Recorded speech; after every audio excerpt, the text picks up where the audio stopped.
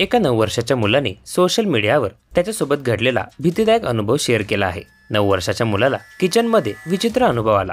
एवढंच नाही तर पुढेही खूप भयानक घडलं। काय आहे प्रकरण त्याविषयी जाणून घेण्यापूर्वी चॅनलला सबस्क्राईब करायला विसरू नका। मिस्टर बॅलन नावाच्या एका व्यक्तीनं ही भयानक घटना शेअर केली।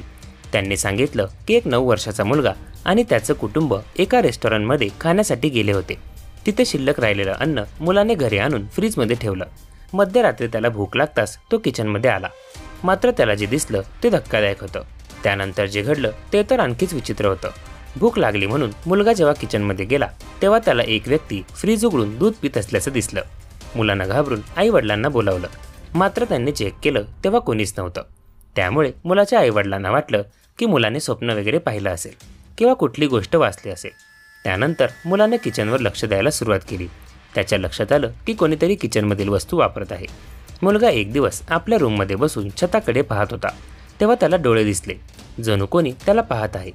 तेव्हाही त्यानं घरी सांगितलं, मात्र तेव्हा आईवडिलांना काही दिसलं नाही। एका आठवड्यानंतर मुलाच्या रूममधून एक घाण वास यायला लागला। मुलाच्या आईवडिलांना वाटलं जनावर मेलं असेल, त्याचा वास आहे। मात्र जेव्हा ज्या ठिकाणाहून वास येतो ते पाहिलं तर तिथे एक व्यक्ती मेला होता।